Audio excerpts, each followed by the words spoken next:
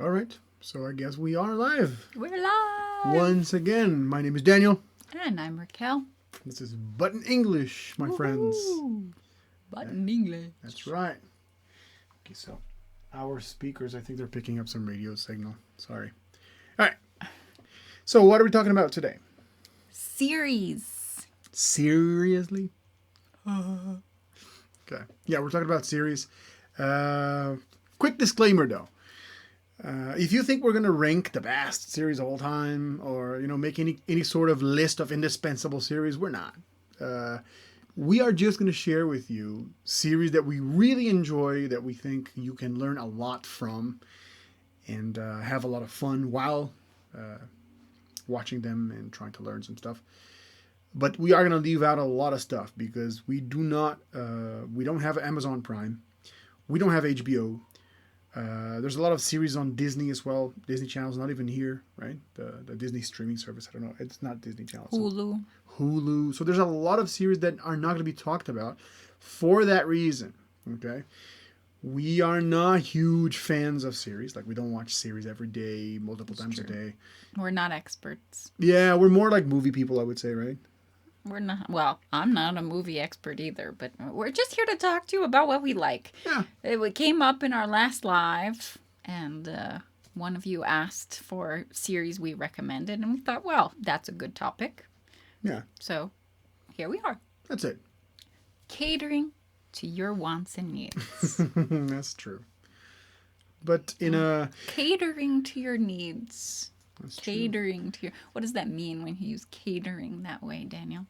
Well, actually, cater to is a verb that doesn't really exist in English. Like in Portuguese, we borrow words in Portuguese that are more general when we need the catering. For example, the companies that serve food at events, right? Mm-hmm. We don't have a word for that. Catering, a catering company in Brazil is uma empresa de alimentos, uma empresa de serviços alimentícios. There's no word for catering. Catering is basically serving people and catering to your needs. Going back to her original question, which was, Daniel, what is the meaning of catering to your needs? So I'm going to ask you, Raquel. What? That's not how it works. Okay, catering to your needs is basically when you see that the other person's needs are met, right? So you're serving their needs. Exactly, yeah. You're serving them. You're satisfying their needs, if you may, right? Mm. Okay. All right. So let's get started. Let's talk about series.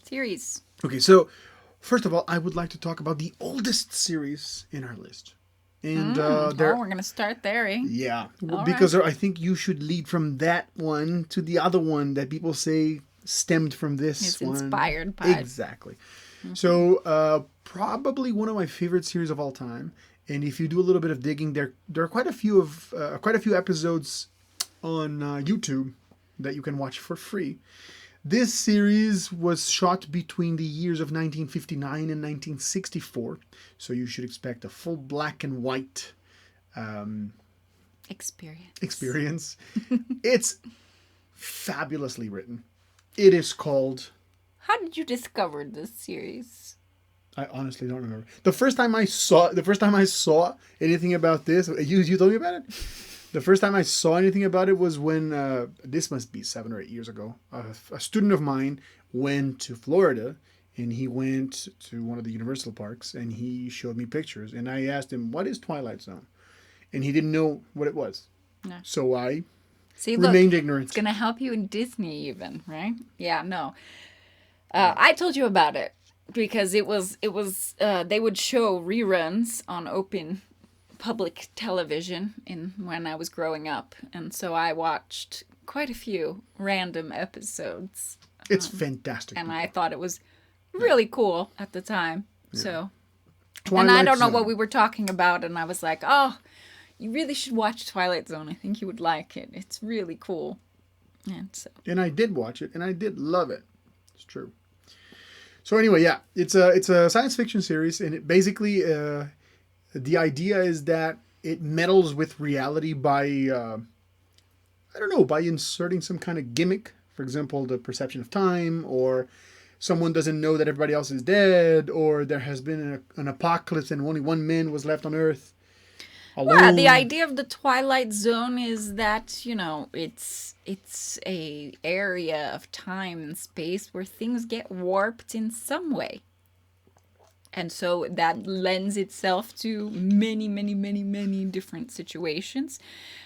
And that's why the show was on for so many years and has so many episodes. And the episodes are very short, which is also delightful. That's true. Some of them are like 16, 17 minutes. Others are a little bit longer, but they never go past 30 minutes. It's always like between 15 and 25, I want to guess. I'm not sure, but yeah. So that's the first one, The Twilight Zone. Check it out because it's brilliant. Be careful because there are later versions that kind of suck. Like from the 80s, there's a bunch of episodes. I think in the late 90s too. Recently, there has been an attempt, and it was quite successful. I watched one episode and I really liked. It came out last year. I think 10 episodes came out last year of this new attempt at revisiting the old idea of the Twilight Zone. It's really fun. This modern one. I haven't seen. So I can't remember the name of the director of Get Out. He's a brilliant guy, and he's the guy. He's the face behind the project, and he's also the one doing the writing. So yeah, totally worth checking it out. But I said I was going to start with that because I want Raquel to take us to our next series that we really enjoy, especially the earlier seasons. maybe that's when I brought it up to you, because I think I said something about this is very similar to. No, there's a good chance you did. Maybe. That's true. I don't remember how this came up. But anyway. But we were so cool that we were watching this one, the one she's going to talk about now. Way before it was popular. Exactly. Yeah, people didn't know anything about it, and we were like, this is really good. What a hipster thing to say. Sorry. Right? I mean, No, but it's we true. did it first. It is true, but... It is true. Yeah, unnecessary. Okay. Anyway, while Can she we talks, talk about while she does the talking, I'll do the eating. Yes, this is a thematic episode. So, I decided to make some popcorn. All right. I hope we don't sound disgusting on the microphone. Oh, probably will. That's okay. Okay. So this series is now super popular, and everybody knows it. And it's Black Mirror. Okay. And it originally was not a Netflix show. I forget who produced it. I think it was a BBC show. It might have been, yeah. It sounds correct. BBC produces a lot of good quality stuff if you Word. nose around sometimes. But anyway. And we stumbled upon it on Netflix because Netflix had gotten the licensing from them. No, we actually... No, I'm sorry. We have a confession to make. Oh, we downloaded We it? illegally download the first few episodes. We Oh, so beat you Netflix. you must have heard it from somebody then. Okay. See, I'm not remembering details. Yeah. But anyway, and we really enjoyed it. We thought it was very smart and sometimes creepy, but that's okay too. The title itself, right?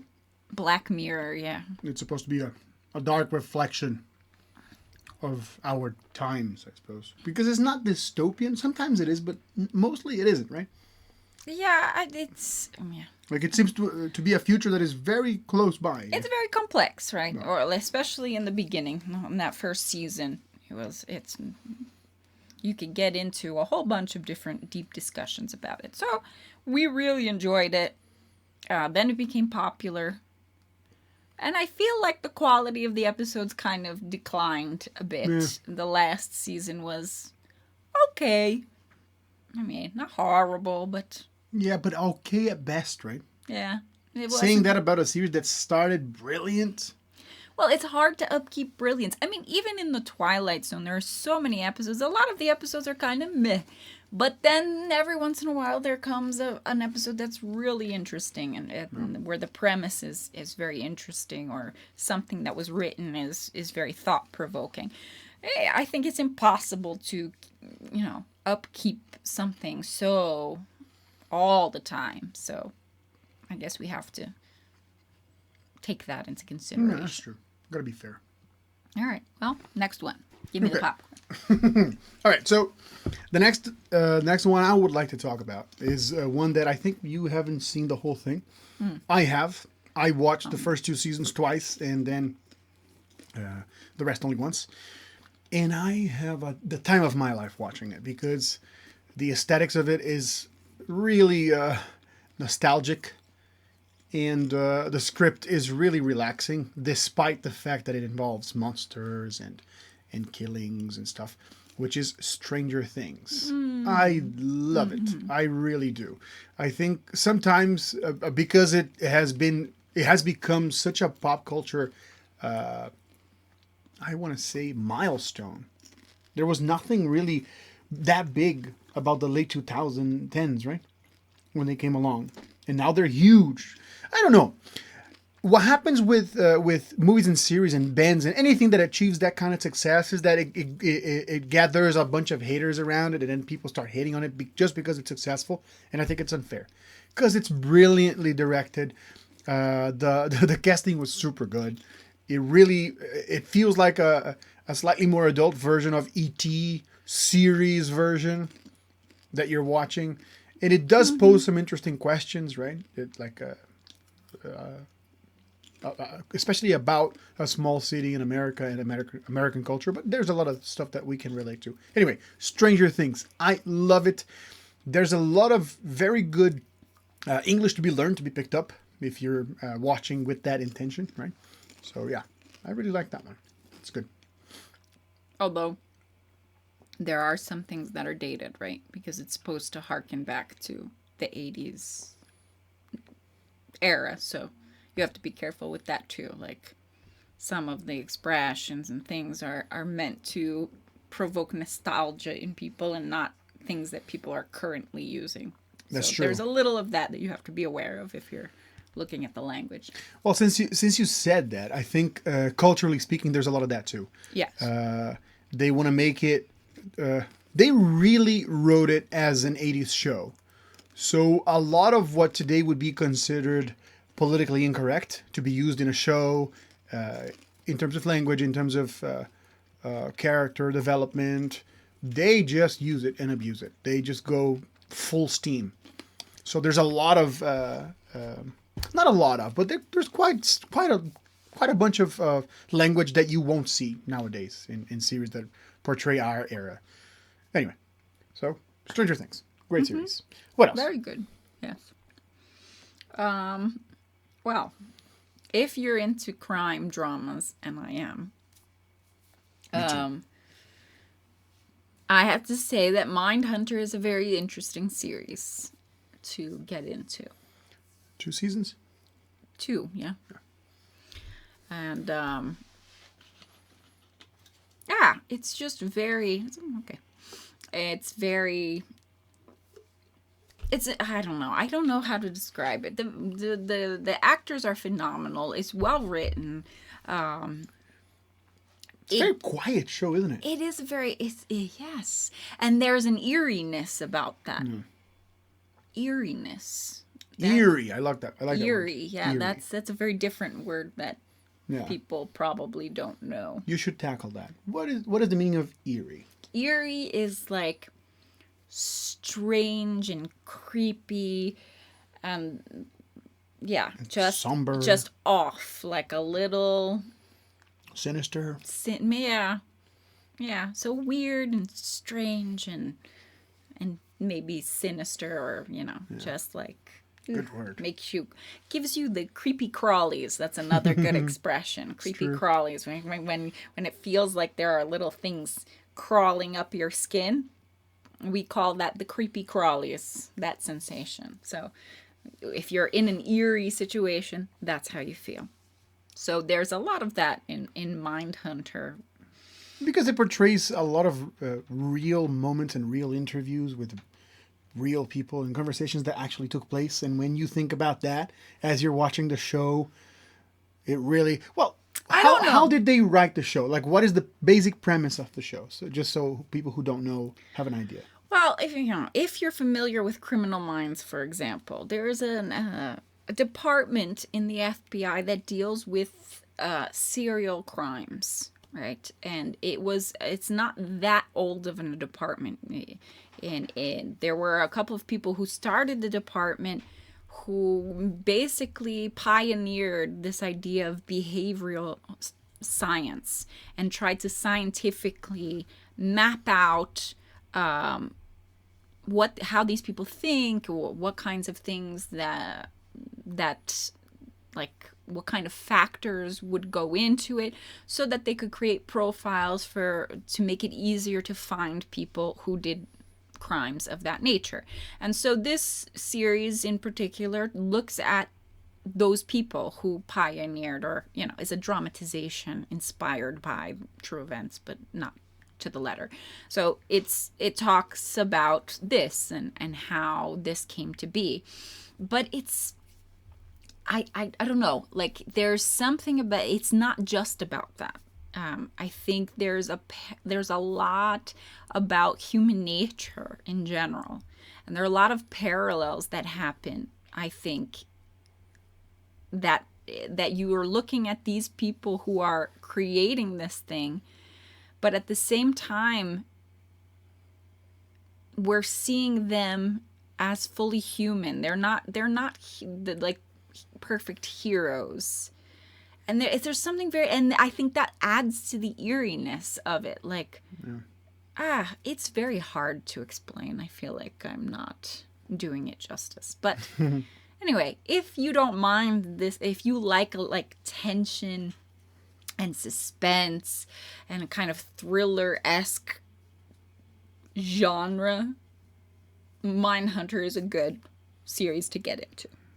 It has a little bit of that, but it's not like actiony. You're not going to see, cops and shootouts and car chases and let's get that guy. It is a little slower, quieter kind of thing. And just like I guess the point is just as they focus on the psychology in order to apprehend or get the bad guy, the series is kind of written that way, and it's kind of focusing on the psychology of humanity and everybody involved and how that it all plays together. So it's very interesting and creepy and fun, I guess. All right. Well, for what it's worth, if there's any cinephile watching us now or later, it is produced by Netflix in partnership with David Fincher, who's the guy that directed Panic Room, Fight Club, Seven, The Game, and you can clearly see a lot of his directing eye, because he directs quite a few episodes. It's not just him as a director. He's a producer, right? But he directs, I think the first 2 or 3 episodes were directed by him. So you can see a lot of the Fincher camera. If you are a Fincher fan, or if you are a fan of the movies that he directed, you'll see a lot of similarities. Like, you'll see a lot of very well choreographed pan movements, like the camera moving side to side, or a very slow zoom in, which, intensifies this eeriness that she's talking about. Like you're watching a very creepy serial killer describe what it feels like to kill another person, and the camera's like zooming in, so you're like getting closer and closer to this guy as he talks about that in detail, and it's like So anyway, if you like that kind of thing, it's quite the meal. Anyway, so that's it, Mindhunter. Next one.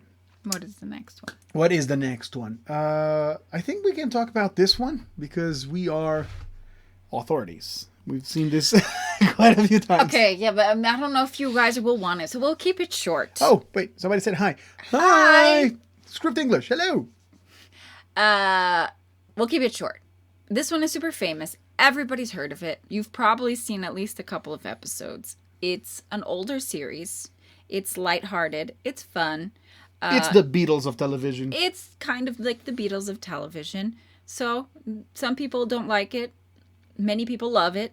And that series is Friends. Yeah. We've watched it like 6 times already. Not because we are diehard fans. We're not. But it's to us, it serves as, or it works very well as a chill series. Like we just want to watch something silly and brainless and just have a And laugh. not too long. And Yeah. yeah. So So serves its purpose. so sometimes it's like, oh, let's just watch Friends again. Yeah. Okay. Yeah. But recently, another series has snatched that position. That's true. Because Netflix finally released more seasons for us here in Brazil. Yay! Yoo-hoo. And that's Modern Family.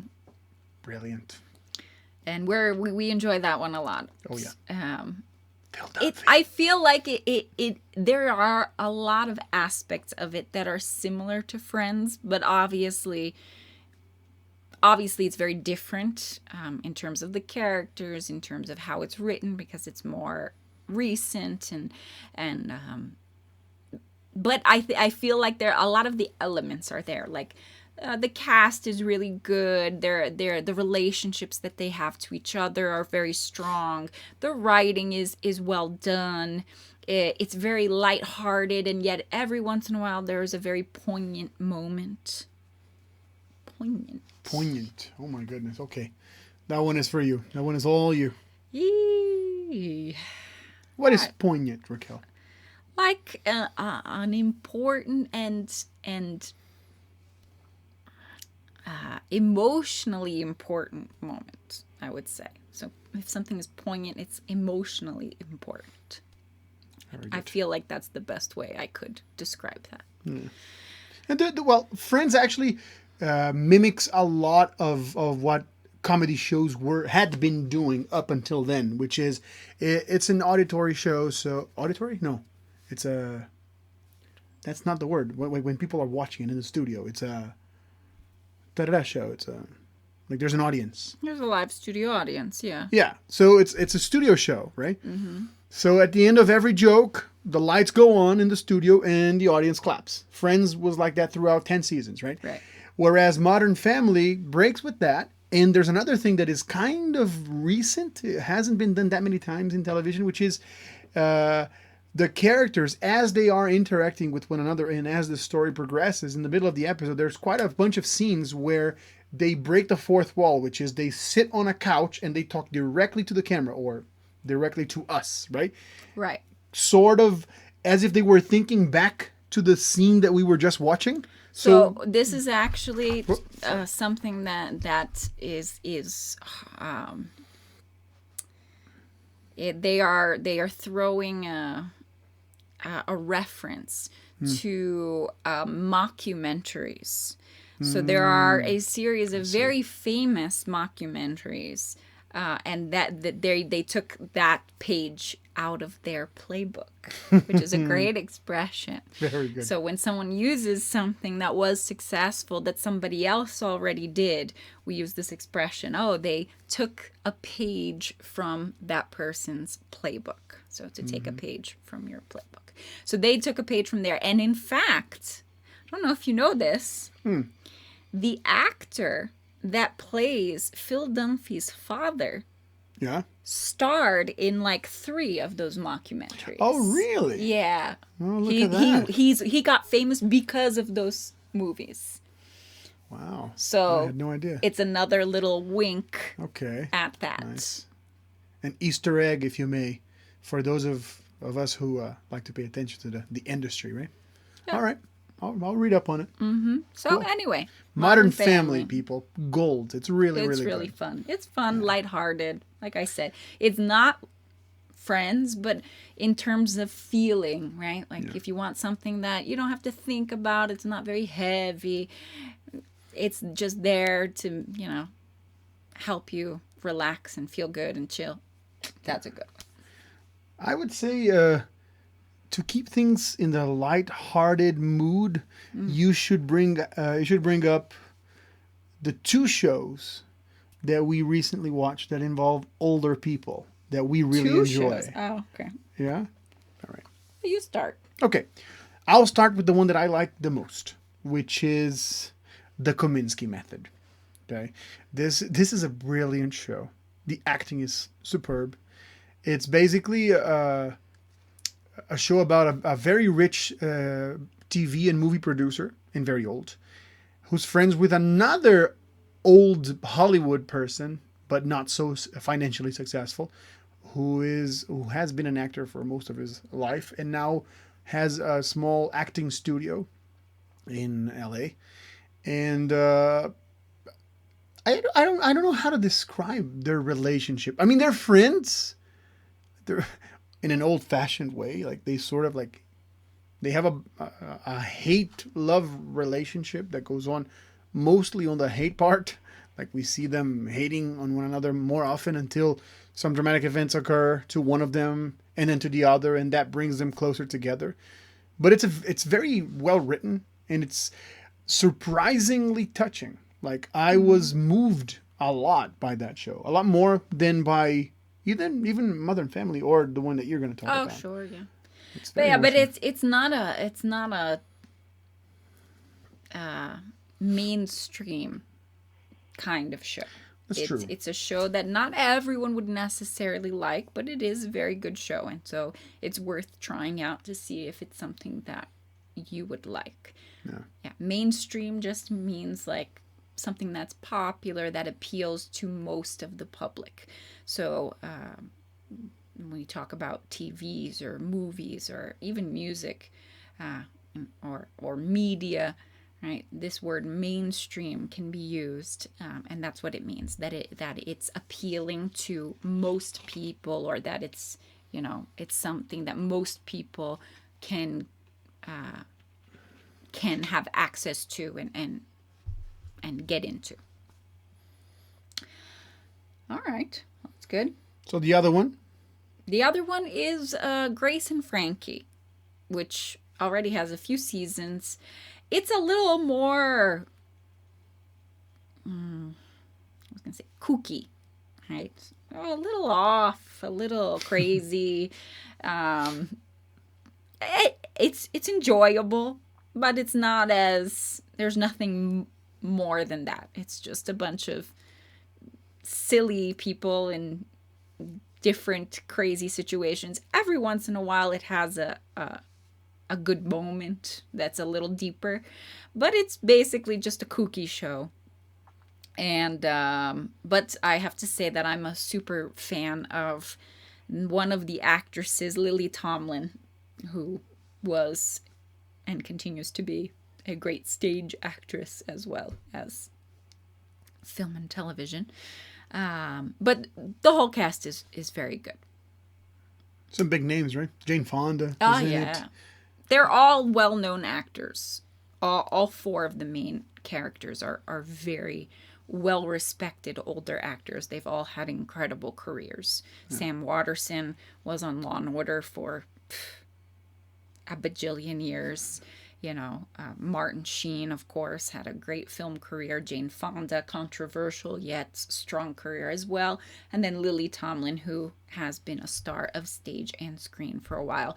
Not as famous on screen, though she's had a lot of different roles throughout her lifetime, but still very well known. So strong actors, which sometimes is all you need to enjoy something. All right. Let's have a few honorable mentions before we Go ahead. Part. Well, since we are teachers of English in Brazil, it's worth mentioning that Fresh Prince of Bel-Air is a classic for us, but we only watched it for years in Portuguese, dubbed, right? Which is a shame because in English that show is a blast. There's a lot of jokes that don't translate well into our era, right? Yes. They have become frowned upon. Like there's a lot of sexism. Mm-hmm. There's quite a dash of racism too here and there. Although the show does make a few strong statements defending African American history and Black History Month, and I learned a lot about African American history watching one episode in particular where Will's mother, has to take over at school as a substitute teacher, and she teaches a class on the Underground Railroad and Negro spirituals and the meanings of lyrics. That was a brilliant brilliant episode. And I'm pretty sure a lot of that, if not most of it, is lost when you dub something like that. Like a lot of the innuendo is just gone out the window. So, Fresh Prince of Bel-Air, we call it Maluco no Pedaço here. Definitely worth checking out. Another big cultural hit here is Everybody Hates Chris. I have never watched it, like the whole thing, but every time I sit down and watch an episode or half an episode, it does get a few laughs out of me. So I don't know, maybe it's worth checking out, and it's a big deal here in Brazil, right? My favorite show. That's the last thing I'm gonna say. Breaking Bad. I am a hardcore fan of Breaking Bad. I really admire it. I really think it's possibly one of the best TV shows ever made. And I think the critics would agree. Oh, it's spectacularly written and shot and acted. I mean, it's hard to find a flaw. I mean, the worst you can say is, "Oh, I'm not really into this story." You can't say it's a bad story, but it could be like, "Oh, that's not my cup of tea." Great expression.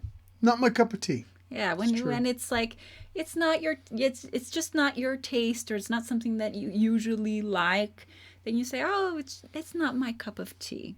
That's true. So you could say, "Oh, I didn't really like it personally," but you can't I can really see the value of it. Yeah, you can't really criticize it on quality. It is a super high quality series, even though it's getting old in terms of series at this point. It still holds up, and I would be loath to say that any other series has come close to that level of quality in every single aspect. So definite respect there. Cool. Why don't you make a few honorable mentions of your own? I don't want to do honorable mentions. I'm not a huge series person. I find the commitment too much. So I get very, if I look and I see there are 10 seasons, I'm just like, I don't want to start. But I'm a big fan of limited series, which are series that have a specific number of episodes, or the tops 2 seasons. And the idea is that it has a story, and it uses the episodes to tell that story, and then it's over, never to come back again. And and Netflix has a few of these.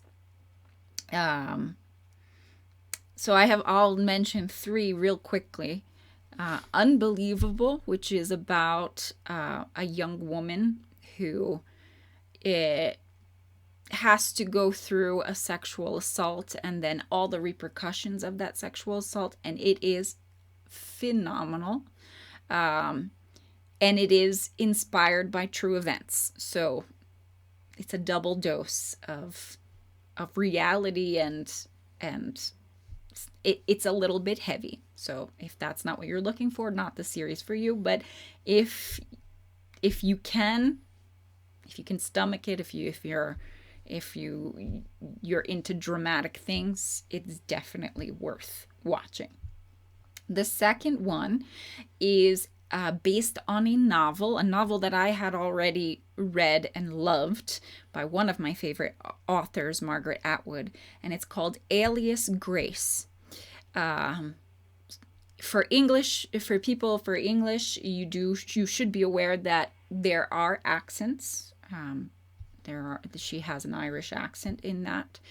It's not super heavy, but just to be aware that it's not going to be American English, and that it is set in an era in the past, right? So it's going to be dated in certain things, in terms of language and phrasing and such, because they're trying to evoke that era, even though overall it's a very modern feeling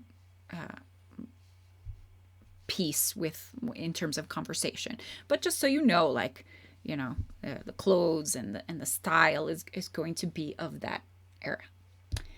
And the last one is called Godless, and this was super fun. So this one is a little bit lighter.